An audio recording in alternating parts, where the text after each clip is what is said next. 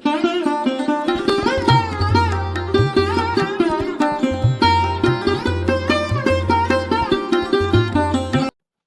மக்கள் அனைவருக்கும் வணக்கம். வாழ்க வளமுடன். நான் உங்கள் தரணிதாசன், பாரம்பரிய முறை ஜோதிடர் மற்றும் வாஸ்து ஆலோசகர். நம்ம சேனலை முதல் முறையாக பார்க்குறீங்க, சப்ஸ்கிரைப் பண்ணுங்க. பெல் பட்டனில் ஆல் ஆப்ஷன் ப்ரெஸ் பண்ணுங்க. ஆல் ஆப்ஷன் ப்ரெஸ் பண்ணும்போது நாங்கள் போகிற வீடியோ அடுத்தடுத்த வீடியோ உங்களுக்கு வந்து கொண்டே இருக்கும். ரிஷப ராசிக்கு செவ்வாய் பகவான் பயிற்சியை பற்றி இந்த வீடியோவில் விரிவாக பார்க்கலாம். இப்போது செவ்வாய் பகவான் எப்போ பயிற்சி ஆக போகிறார் அப்படின்னு கேட்டிங்கன்னா, உங்களுக்கு ரிஷப ராசிக்கு 12/7/2025 முதல் 28/5/2024 முதல் பார்த்தீங்கன்னா இந்த காலகட்டம் 44 நாட்களுக்கு செவ்வாய் பகவான் அப்படிங்கிறது உங்கள் ரிஷப ராசியில் இருக்க போகிறார். அப்போ இந்த ரிஷப ராசியில் என்னென்ன பலாபலன்கள் பற்றி அனுபவிக்க போவீங்க, இல்லை அனுபவிச்சிருப்பீங்கிறத பற்றி இந்த வீடியோவில் விரிவாக பண்ணலாம்.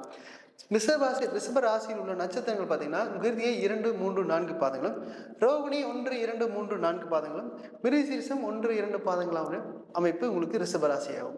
அந்த ரிஷப ராசியில் பார்த்தீங்கன்னா உங்களுக்கு சந்திர பகவான் உச்சம் பெறார், சுக்கிரன் ஆட்சி பெறார். அப்போ இந்த 2 பேரும் இருக்கிறதுல பார்த்தீங்கன்னா உங்களுக்கு தாய் அன்பு உள்ள யாருக்குன்னா இந்த ரிஷப ராசிக்கு.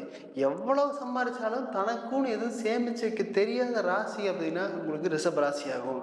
அப்போ உங்களுக்கு 7ஆம் இடத்து அதிபதியும் 12ஆம் இடத்து அதிபதியும் உங்கள் ராசிக்கே வரப்போறாங்க.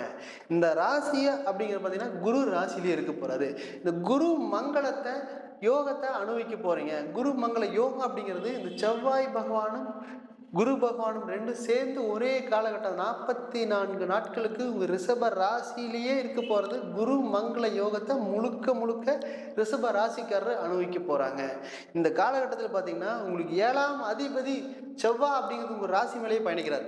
இந்த ராசி மேலே பயணிக்கும் போது திருமணங்கிறது 100% அந்த 44 நாட்களுக்குள்ள பொண்ணு இவங்க தான், மாப்பிள்ளை இவங்க தான் அப்படிங்கிறது உறுதிச்சு தான் ஆயிரணும். ஏன் அப்படின்னா உங்களுக்கு 7ஆம் இடத்து அதிபதி இதுவரைக்கும் கல்யாணமே ஆகலை, எனக்கு பல வருஷம் பார்க்குறேன் அப்படின்னு சொல்லுவாங்க. அப்படிலாம் கிடையாது. ரொம்ப பார்த்து வெறுத்திருப்பீங்க, எனக்கு இதுவரை கல்யாணமே ஆகாதுன்னு சொல்லியிருப்பீங்க. ஆனால் இதெல்லாம் கவலைப்படாதீங்க. இந்த காலகட்டத்தில் 44 நாட்களுக்குள்ள உங்களுக்கு 100% உங்களுக்கு மனைவி யாரு, துணைவி யாரு அப்படின்னு நீங்கள் உறுதிச்சு பண்ண போகிறீங்க. இது அருமையான காலகட்டம். ஏன்னா அப்பா சொல்லியிருப்பார், உனக்கெல்லாம் எங்கப்பா கல்யாணம் ஆக போகுது, இந்த மாதிரி கல்யாணம் ஆகிற வாய்ப்பே காண, நீயே ஏதாவது ஒரு பிள்ளையை கூட்டிகிட்டு வந்துரு அப்படின்னு தான் சொல்லியிருப்பாங்க. அம்மா ரொம்ப தேடி சாய்ஞ்சிருப்பாங்க. நம்ம ஜாதகம் போகிற இடத்துல எல்லாமே கல்யாணம் ஆயிருக்கு, ஆனால் எனக்கு மட்டும் கல்யாணம் ஆகுது, உங்களுக்கும் வருத்தப்பட்டுட்டே இருப்பீங்க. அதெல்லாம் கவலைப்படாதீங்க. இந்த காலகட்டத்தில் 44 நாட்களுக்குள்ள பொண்ணு யாருன்னு ஃபிக்ஸ் ஆகிறதுக்கான சந்தர்ப்பம் உங்களுக்கு அமைய போகுது.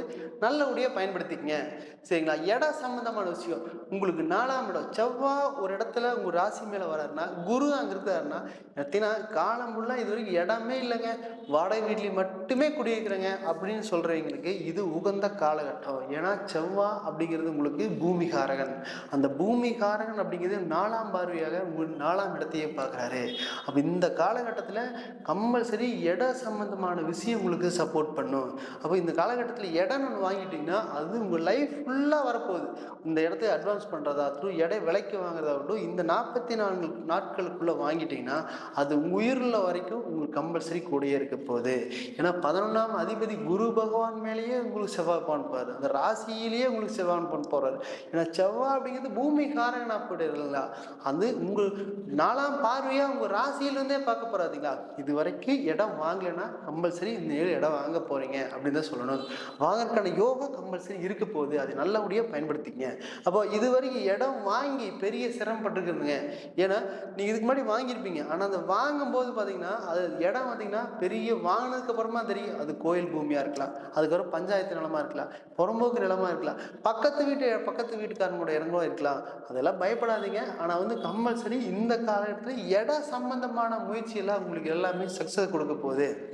இது வரைக்கும் ஒரு இடத்துல இன்வெஸ்ட் பண்ணியிருப்பீங்க, அது வந்து திரும்பி கை கொடுத்துருக்காது, பல லட்ச ரூபா போய் அந்த இடத்துல முடங்கிடுச்சுங்க அப்படின்னு சொல்லுவீங்க. அதுலேருந்து திரும்பி வர்றதுக்கான தன்மையே இருக்கா இல்லையா பல நாளாக யோசிச்சுட்டே இருப்பீங்க.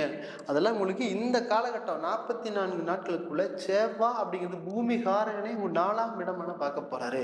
அப்போது உங்களுக்கு இந்த காலகட்டத்தில் நல்ல ஒரு 7ஆம் இடத்து அதிபதி லக்னத்தில் வரும்போது அந்த இடத்த நல்ல விலை கொடுத்து வாங்க போகிறாங்க. ஏன்னா உங்கள் ராசியிலேயே குரு இருக்கிறார், ராசியிலேயே செவ்வாய் இருக்கிறார். இது நல்ல நல்ல அருமையான யோகம், குரு மங்கள யோகத்தை இந்த 44 நாட்களுக்கு 100% குரு மங்கள யோகம் அனுபவிக்கக்கூடிய தன்மை இந்த ரிஷப ராசிக்கு இருக்கு. சரிங்களா? இது நல்லபடியாக பயன்படுத்தினா மட்டும் போதும். இதையே இப்படி பண்ணால் நல்லா இருக்கும். இந்த 44க்குள்ள இடம் சம்பந்தமான விஷயம், இடம் வாங்குறதாகட்டும், இடம் விற்கிறதாகட்டும், நல்லபடியாக நல்ல ரேட்டுக்கு போகும். இது வரைக்கும் நான் 10 வருஷமா நிலம் விற்கணும்னு நினைப்பீங்க, அது வித்திருக்காது. அப்போ இந்த காலகட்டங்களில் முயற்சி பண்ணிங்கன்னா நல்லபடியாக நல்ல ரேட்டுக்கு போகும். அந்த தன்மை இந்த காலகட்டத்தில் இருக்க போயிருது. ஏன்னா பூமிகாரகன் அவர் இடத்த பார்க்கும்போது அது நல்ல சுபத்தன்மை பெறாரு.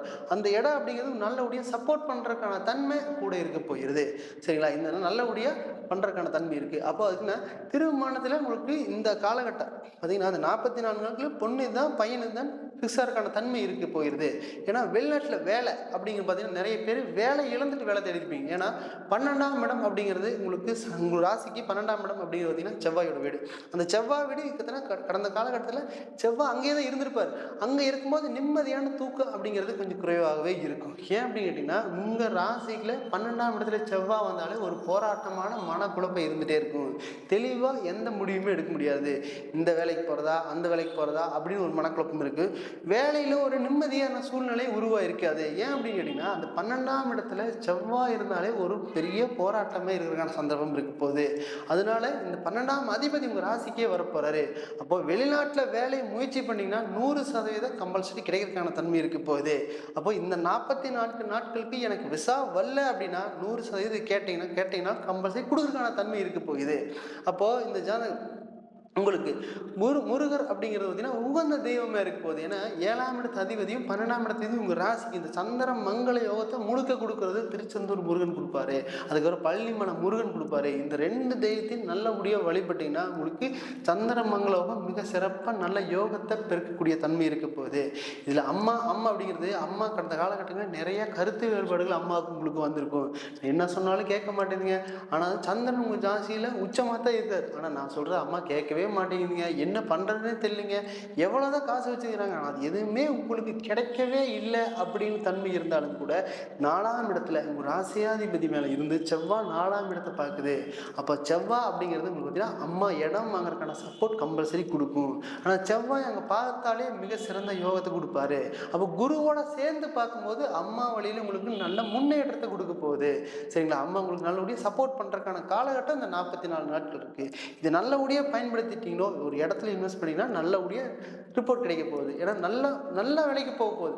ஏன்னா அந்த மாதிரி இருக்கிறதுக்கான சந்தர்ப்பம். ஏன்னா 8ஆம் இடத்தையும் பார்க்குறாரு. அப்போ இந்த காலகட்டத்தில் திடீர் அதிர்ஷ்டம் அப்படிங்கிறது உங்களுக்கு கூட தவிர்க்கிற சந்தர்ப்பம் மிக அதிகம்.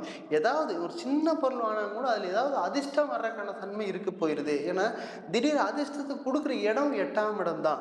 ஆனால் அந்த 8ஆம் இடத்துலையே உங்களுக்கு கம்பல்சரி வந்து பார்த்தீங்கன்னா செவ்வாய் பார்க்குறாரு. அது உங்கள் ராசியிலேயே இருந்து பார்க்கும்போது ஏதாவது திடீர் அதிர்ஷ்டத்தை கொடுக்குறதுக்கான தன்மை இருக்க போகுது. சரிங்களா? அதுக்கப்புறம் வந்து பார்த்தீங்கன்னா அப்பா அப்படிங்கிறது இந்த 9ஆம் இடம். அந்த 9ஆம் இடத்தை 9ஆம் அதிபதியே உங்கள் ராசி மேலேயே இருக்கிறாரு. அப்போ செவ்வாய் கூட இருக்கும்போது 100% அப்பா உங்களுக்கு முழுக்க சப்போர்ட் பண்ணுறதுக்கான காலகட்டம் இந்த காலகட்டமாக இருக்க போகுது. இது வரைக்கும் அப்பா எனக்கு எந்த சப்போர்ட்டுமே பண்ணல அப்படின்னா இந்த காலகட்டத்தில் 9ஆம் அதிபதி அப்படிங்கிறது உங்களுக்கு குரு பகவான் அவர் உங்கள் செவ்வாய் மேலே பயணிக்கும் போது இந்த குரு மங்கள யோகத்தில் மிக சிறந்த உதவியாக அப்பா உங்களுக்கு இருக்க போகிறாரு.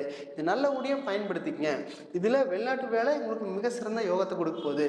ஏன்னா உள்நாட்டில் வேலை செஞ்சுருப்பீங்க, ஆனால் இந்த வேலை அப்படிங்கிறது உங்களுக்கு நிரந்தரமாக கிடைக்கிறதுக்கான தன்மையே இல்லை.